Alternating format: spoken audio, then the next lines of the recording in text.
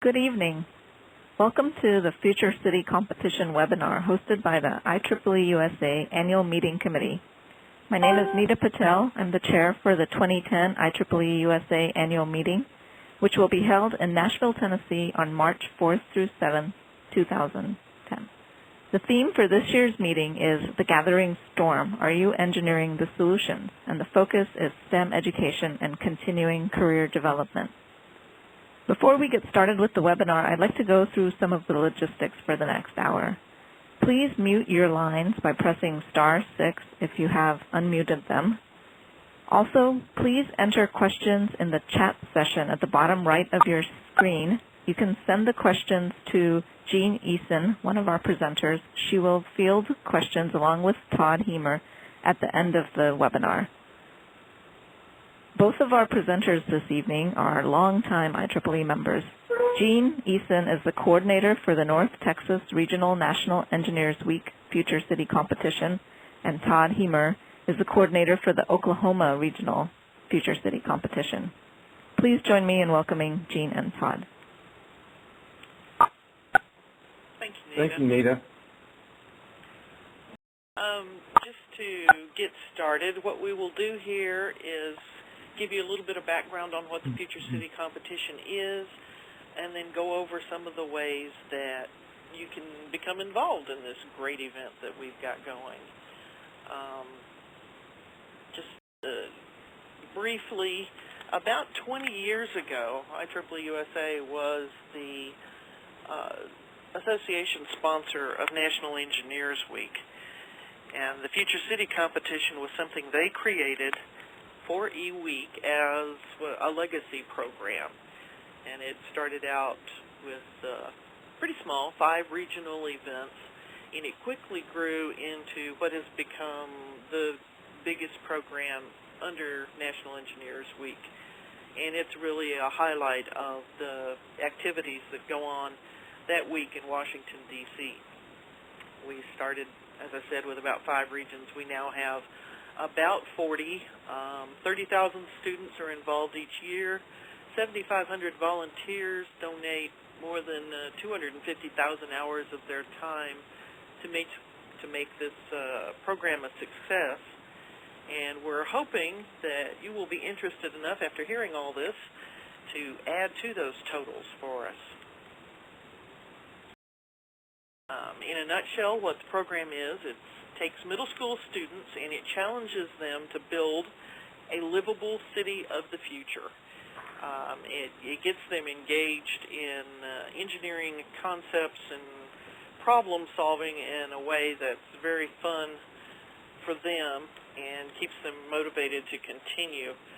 It's hands-on. They're solving real-world problems. They're looking at things like, how do I control pollution? How do I build transportation city systems for my city? Get my citizens from here to there? What do I do to produce and distribute energy to my citizens? And they get a real feel for how engineers actually work.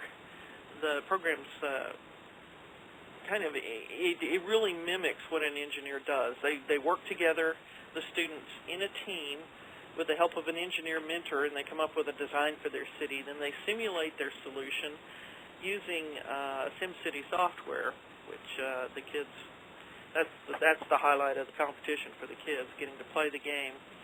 They also research and write a paper on an engineering topic, and then they build a 3D scale model of their city. This is a tabletop-size model, and they have to keep within a budget. They're not allowed to spend too much money. This keeps the program accessible for any school group, whether they're the very rich schools or the public schools or the private schools or whatever. It's within reach, and it keeps a level playing field for everyone. And then they take all this down and they present their city solution to a panel of judges. It's a multidisciplinary program from an engineering standpoint, because it takes all types of engineers to build this to build a city, and it's also multidisciplinary from a skills standpoint. It goes way beyond just your STEM skills, science, technology, engineering, and math. You're also all the skills that it takes to be a good engineer: communications, presentations, being able to work in teams. So, how can you get involved? Quickly, we'll go into detail on this as we go along. Individuals can become involved by working as mentors with the student teams, actually helping them to design their cities. They can get involved in judging. There are several deliverables, and we need lots of judges to look at the entries. Or they can get involved in organizing and putting on the competition. Sections and groups can get involved as well in sponsoring various things like awards, schools, and teams, or even the ultimate getting involved in forming their own future city region. And with that introduction, I am going to turn it over to Todd to tell you more about how the program works and all about how to mentor a future city team and how you guys can help inspire the next generation of engineers. Todd? Thank you, Gene. I'm going to go back over some of the competition phases. I know Gene touched on a lot of those. And really, there are 4 deliverables out of the competition. And it starts with the computer simulation, which is done with the SimCity 4 software. And that SimCity 4 software is a very good civic simulator. When you raise the taxes or do something bad in your city, all the citizens get mad and leave. And they have about 10 different criteria that they're trying to meet: a certain population rate, a certain tax rate, a certain pollution rate. So there's some things that they try to meet. Then they'll work on an essay and a city narrative. That used to be called an abstract in the competition previously, but it really wasn't an abstract. It's more like a Chamber of Commerce promo that it's grown up to 150 to 300 words. And it's really used, for a lot of the press releases. When you get a winning city, that you can give that to the news media, and they say, oh, here's some ideas about what these kids did for their city. And then the essay topic changes from year to year, but it's always centered around a engineering question. Several years ago it was about communication systems. Then it was about, renewable energy. Well, this year it's about providing affordable green living space for people that are in bad shape due to either financial or emergency. And it's really to get the kids thinking all along the lines of the things that us engineers are going to have to do in the future as well. And then they'll build a scale model of a portion of their city, or, it really needs to just be a portion, and they pick some certain portions that they really want to highlight that they think they've done well. And there's limitations on the city model. It's 25 by 50 by 20 inches. And a lot of the limitations are due to shipping and keeping the shipping costs down, because we don't have an unlimited amount of money, unless somebody knows Bill Gates and can get us a grant or something, but I digress. Also, there's a requirement for some thought processes by the kids, because there's a requirement for a moving part. And the scores of the models are enhanced by how creative they get with the moving part. And they put all these things together, and then they'll come to a regional competition, and they do a presentation to a panel of judges for 5 to 7 minutes. And then the panel of judges get to ask them questions for 5 to 7 minutes. And what they're doing in their presentation is showing off some of the good things about their city, because we want to make it fun. We want the city to be livable in the future, and we want to hear some of these ideas that these kids come up with. But they also incorporate into the different engineering feats that they had to come across or encounter to accomplish some of these feats that they're trying to do with their city. Now, we've been talking about a team. The team structure, the rules that National puts on us, an official team is 3 kids or students, a teacher, and an engineer that serves as a mentor to the team. Now, in the official handbook, there are a couple different options we can do. some of the schools will use a larger group of kids and narrow down to 3 kids that end up being the official presenters and the official team members. Now, the downside of that is only official team members get rewards if they win or go to Washington, D.C., or, if they win some special awards at their regional competition as well. But that gives them a larger pool of kids to actually do all these tasks, because it is a daunting task over between August and January, which I'll get into the timelines a little bit later. And then there are some schools that will just actually divide the kids up into groups of 3 and have multiple teams. And then some regions will limit down to either 1 team or 3 teams or 4 teams per region. And some regions don't limit any. I don't believe Gene does. But, and so they can bring, our goal is to expose the program to as many kids as we can, because you never know which kids you're going to inspire, touch, or influence to actually become engineers in the future. And that's the deal with involve the whole class. You can get a larger group of ideas. It also makes them work on their teamwork skills even more in a larger group. And speaking of timelines, the competition, we try to get schools to start enrolling once the schools start getting back into school in the fall, usually starting about mid-August. And our enrollment deadline closes October the 15th. And then the next phase is, the kids will start working on the computer simulations and the planning for that. And that time period runs from about October to November. Most of those things are due around Thanksgiving for the deliverables. And then the 2 written documents that are required runs, sequentially in behind that, and most of those are due around Christmas time. And, some of these will overlap as well, some.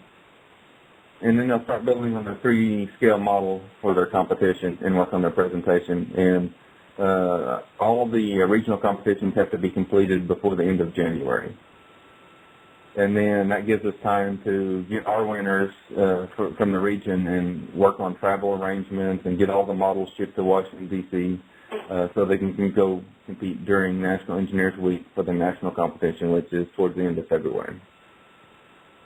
And I go over those dates just because, when I'm out recruiting mentors or engineers to be mentors, they always ask me, well, how much time do I have to spend out there? Because I know that we're all busy, and, we all have families, and we all have work requirements, and, hopefully we're not working 60 hours a week and then trying to coach our, the kids' soccer team or football team or basketball teams as well, as long with, taking care of the house and, all those good things. It keeps us busy, but, the time requirements aren't that large, and you get such a reward out of dealing with these kids and hearing the ideas that they come up with and seeing the ideas click in their head, and they say, oh, you mean we can do this? Or it's such a rewarding thing.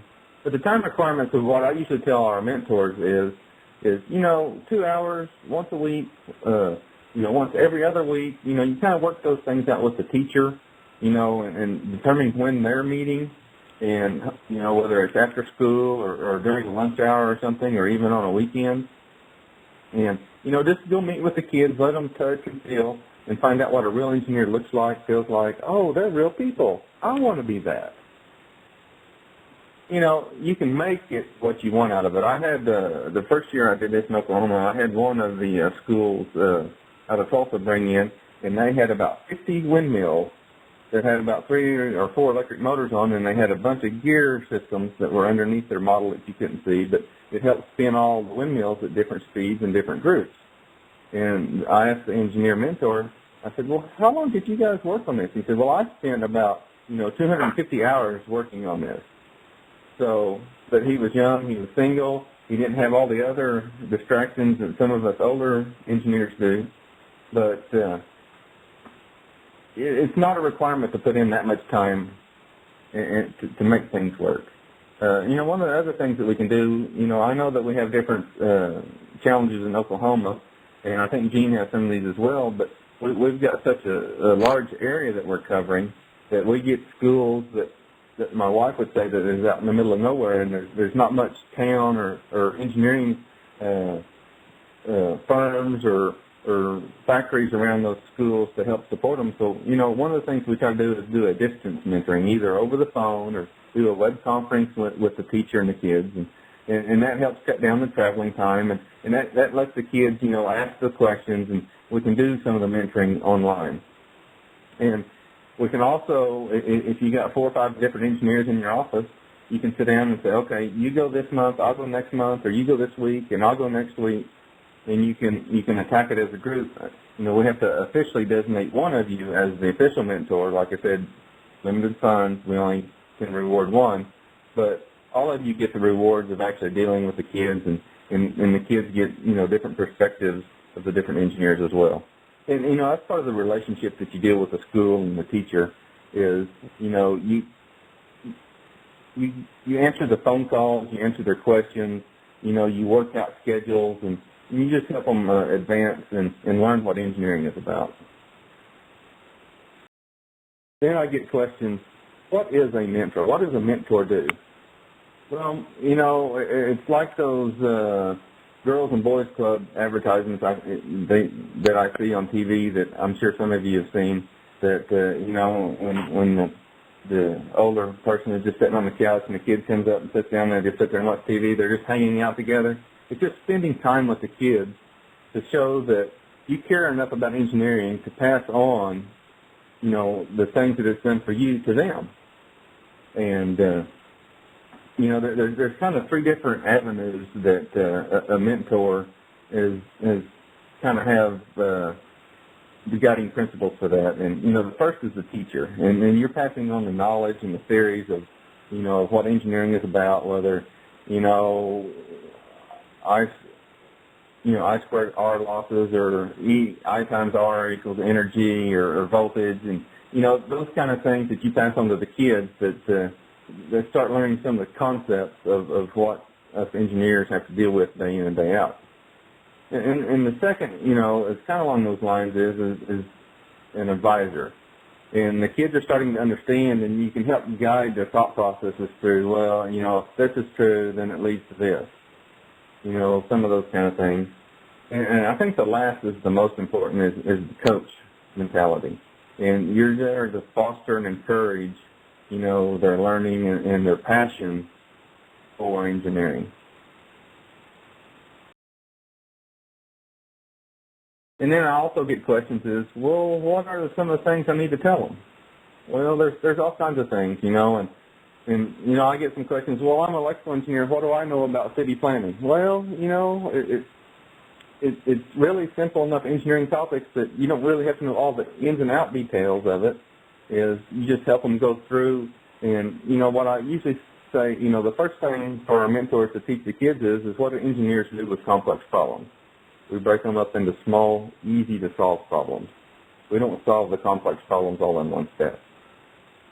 So, help them with research ideas for essays, or help them with, they all ask, how do I do a scale for this city? So help them come up with those issues, and, challenge the kids a little bit. That presentation is pretty good, but maybe if you attack it this way, or if you say these kinds of things, or if you work on that presentation 4 or 5 more times, it'll flow a lot smoother, and challenge the kids to grow and get better. But the most important thing is to make it fun for you and the kids, because that will light your passions and the kids' passions for engineering. And, talk to them about what the different disciplines do so they understand, well, electrical engineers deal with this and civil engineers deal with this. And if you can, take them on some tours of some of your facilities or some of your plants, if depending on, your employment, or arrange something with some friends or something along those lines, and help the kids see some of the stuff hands-on. And I think I'm going to turn it back over to Jean at this point in time, and I think she has a wonderful little movie to show you. And keeping our fingers crossed that this will work.